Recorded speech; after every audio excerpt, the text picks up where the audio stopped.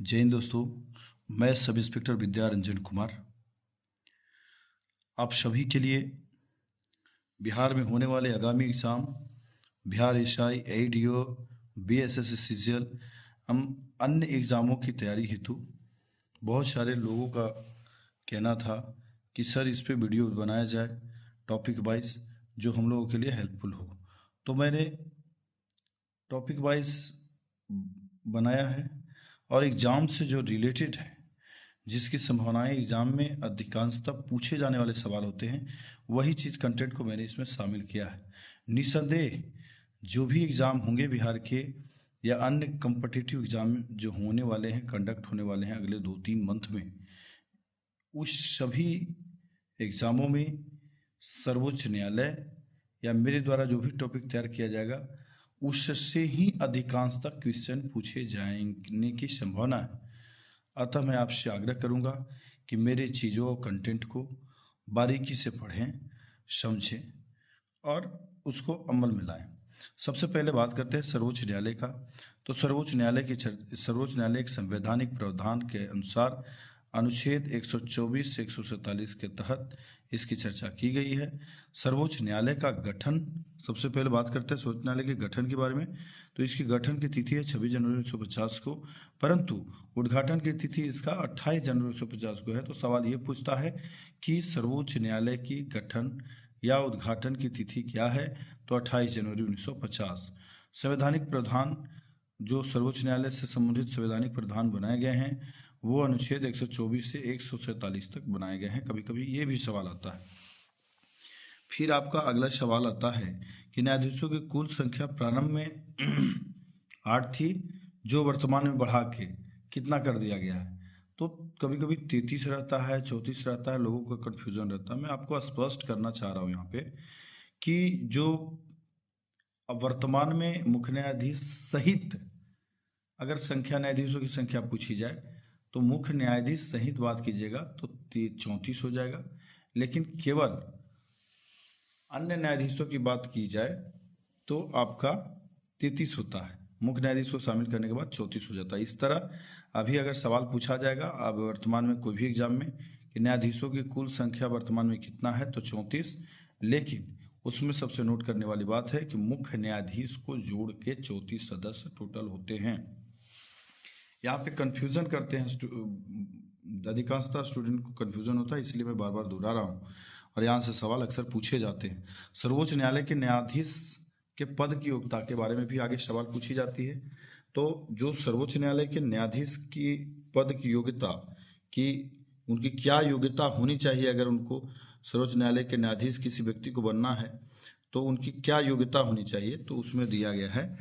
First है कि भारत का नागरिक होना चाहिए, सर्वप्रथम भारत का नागरिक होना चाहिए। दूसरा, किसी उच्च न्यायालय का कम से कम 5 वर्ष तक न्यायाधीश रहा हो। किसी भी उच्च न्यायालय का कम से कम कितना वर्ष का होना चाहिए? 5 वर्ष का न्यायाधीश रहने का अनुभव होना चाहिए। तीसरा जो है, उच्च न्यायालय या विभिन्न न्यायालय में मिलाकर टोटल 10 वर्ष तक अधिवक्ता के रूप में कार्य करने का अनुभव रहा हो। फिर चौथा है, राष्ट्रपति के राय में वो व्यक्ति जिसे सर्वोच्च न्यायालय का न्यायाधीश चुना जाना है, राष्ट्रपति के राय में वो कानून का ज्ञाता भी होना चाहिए। तो ये 4 पॉइंट आपको नोट करना चाहिए। ऑब्जेक्टिव टाइप में जो सवाल पूछे जाएंगे वो पूछे जाएंगे कि सर्वोच्च न्यायालय के न्यायाधीशों की पद की योग्यता के संबंध में इनमें से कौन सही है। तो इनमें से 4 जो हैं, 4 भी रहेंगे और इनमें से 3 रहेंगे और एक आपको जो भी आंसर गलत रहेगा वो डाल दिया जाएगा, बोला जाएगा कि इसमें कौन सही नहीं है। तो आपको बोले फर्स्ट पूछेगा भारत का नागरिक होना चाहिए, तो ये सही है, ये होना चाहिए। किसी उच्च न्यायालय का कम से कम 5 वर्ष तक न्यायाधीश रहा हो, ये भी सही है। और तीसरा ऑप्शन देगा, उच्च न्यायालय विभिन्न न्यायालयों में मिलाकर 10 वर्ष तक अधिवक्ता रहा हो, ये भी सही है। और एक जो आपको अगला सवाल देगा या अगला ऑप्शन देगा वो आपको गलत देगा, वही ऑप्शन गलत होगा तो वही उसी को चूज कर लेना है। और इस तरह से आपको ये पॉइंट्स जरूर याद रखने चाहिए क्योंकि एग्ज़ाम के नज़रिए से ये चीज़ बहुत इंपॉर्टेंट हो जाते हैं। अब आगे चलते हैं सर्वोच्च न्यायालय के न्यायाधीश के संबंध में। हम ये जानेंगे कि सर्वोच्च न्यायालय के न्यायाधीश की नियुक्ति कौन करता है, उनकी नियुक्ति किस तरह से होती है, उनको शपथ कौन दिलाते हैं, उनकी पदत्याग कैसे होती है। आप इस चीज़ के बारे में जानकारी लेंगे। तो चलते हैं बारी बारी से। सर्वोच्च न्यायालय के न्यायाधीश के संबंध में हम बात कर रहे हैं। सर्वोच्च न्यायालय के जो न्यायाधीश हैं उनकी नियुक्ति कौन करता है, तो उनकी नियुक्ति राष्ट्रपति करता है। और फिर अगला है कि सर्वोच्च न्यायालय के न्यायाधीश को शपथ कौन दिलाता है, तो उनको शपथ राष्ट्रपति दिलाते हैं। और फिर आगे बात करते हैं कि ठीक है, शपथ दिला दिया गया, अब उनकी बात करते हैं कि उनका सेवानिवृत्ति का आयु क्या है।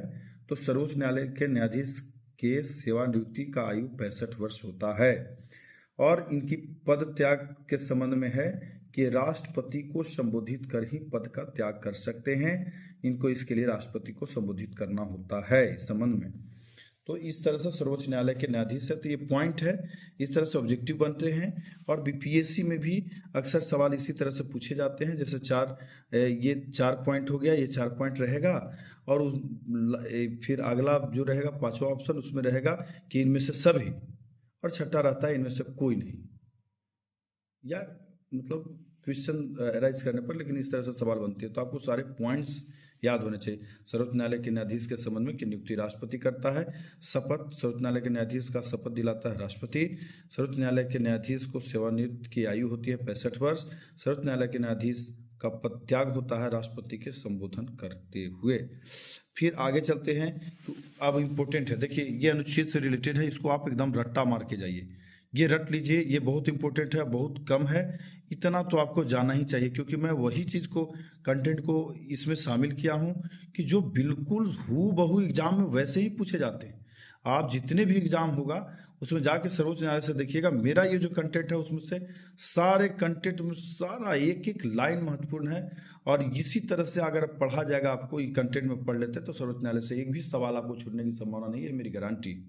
तो फिर आप इसको अच्छा से पढ़िए। उच्चतम न्यायालय की स्थापना तथा गठन का से संबंधित अनुच्छेद है अनुच्छेद 124। अर्थात अनुच्छेद 124 के तहत उच्चतम न्यायालय या सर्वोच्च न्यायालय की स्थापना तथा गठन हुआ है। एक बात लोगों को कंफ्यूजन नहीं होना चाहिए, उच्चतम न्यायालय और सर्वोच्च न्यायालय एक ही चीज़ है, इसमें कंफ्यूज होने की बात नहीं है। आप लोग एग्जाम में कभी उच्चतम न्यायालय या सर्वोच्च न्यायालय भी पूछा जा सकता है, घबराने की जरूरत नहीं है, इसलिए मैं आपको आज चर्चा कर रहा हूँ। फिर आगे चलते हैं कि अब हो गया उच्चतम न्यायालय के न्यायाधीशों का वेतन के संबंध में अनुच्छेद 25 में चर्चा किया गया। अनुच्छेद 125 में इस बात की चर्चा है कि उच्चतम न्यायालय के न्यायाधीशों को वेतन अनुच्छेद 125 के तहत दी जाएगी। कार्यकारी मुख्य न्यायाधीश की नियुक्ति के संबंध में अनुच्छेद 126 में है कि कार्यकारी मुख्य न्यायाधीश की नियुक्ति अनुच्छेद कितना के तहत होगा, तो 126 के तहत। इंपॉर्टेंट है। तदर्थ न्यायाधीश की नियुक्ति अनुच्छेद कितना के तहत होता है, 127 के तहत। अभिलेख न्यायालय कोर्ट ऑफ रिकॉर्ड्स के रूप में उच्चतम न्यायालय अनुच्छेद कितना में चर्चा है, तो अनुच्छेद 129 में। अर्थात बोल रहा है कि अनुच्छेद 129 के तहत उच्चतम न्यायालय एक अभिलेखीय न्यायालय के रूप में जाना जाएगा, या उच्चतम न्यायालय को अभिलेख न्यायालय कहा जाता है, ऐसा चर्चा है अनुच्छेद 129 में। फिर आगे चलते हैं। उच्चतम न्यायालय का प्रारंभिक या मूल क्षेत्राधिकार के संबंध में चर्चा अनुच्छेद 131 में है। अनुच्छेद 131 में है उच्चतम न्यायालय के आरंभिक या मूल क्षेत्राधिकार। अनुच्छेद 137 में है उच्चतम न्यायालय द्वारा पुनर्विलोकन की शक्ति। अनुच्छेद 137 में है उच्चतम न्यायालय द्वारा पुनर्विलोकन की शक्ति। पूछता है उच्चतम न्यायालय द्वारा पुनर्विलोकन की शक्ति अनुच्छेद कितना के तहत है, अनुच्छेद 137 के तहत। राष्ट्रपति की उच्चतम न्यायालय से परामर्श या सलाह लेने की शक्ति अनुच्छेद 143 में है। ये बहुत इंपॉर्टेंट है, बार बार पूछा जाता है, तो इसको आप रट्टा मार लीजिए। राष्ट्रपति की उच्चतम न्यायालय से परामर्श या सलाह लेने की शक्ति अनुच्छेद 143 में इसकी चर्चा है। फिर आगे चलते हैं। उच्चतम या उच्च न्यायालय के न्यायाधीशों को हटाया जाता है, तो उसके लिए आपको जो पॉइंट है कि कदाचार या असमर्थता के आधार पर ही हटाया जा सकता है उच्चतम न्यायालय उच्च न्यायालय के न्यायाधीशों को, कदाचार या असमर्थता के आधार पर। एक दूसरा, अनुच्छेद 124 के 4, अनुच्छेद 124 के 5 के तहत ही उच्चतम न्यायालय या उच्च न्यायालय के न्यायाधीशों को हटाने का प्रावधान किया गया है। संसद के प्रत्येक सदन द्वारा अपनी कुल सदस्य संख्या के बहुमत द्वारा तथा उपस्थित एवं मत देने वाले सदस्यों से कम 2/3 बहुमत से पास होने के उपरांत ही उच्चतम न्यायालय या उच्च न्यायालय के न्यायाधीशों को हटाया जा सकता है। एक बार फिर तीसरा पॉइंट बहुत इंपॉर्टेंट है कि संसद के प्रत्येक सदन द्वारा अपनी कुल सदस्य संख्या के बहुमत द्वारा तथा उपस्थित एवं मत देने वाले, जो मत में शामिल होते हैं, उन सदस्यों के कम से कम 2/3 बहुमत से अगर पास हो जाता है तो उच्चतम या उच्च न्यायालय के न्यायाधीशों को हटना पड़ेगा। उच्चतम न्यायालय के न्यायाधीशों का वेतन भत्ता पेंशन किस पे आधारित होता है, बार बार सवाल पूछा जाता है, तो आप एकदम कंठस्थ कर लीजिए। उच्चतम न्यायालय के न्यायाधीशों का वेतन भत्ता व पेंशन भारत के संचित निधि पर आधारित होता है। सर्वोच्च न्यायालय के अधिकार क्षेत्र बढ़ाने का अधिकार केवल और केवल संसद को है।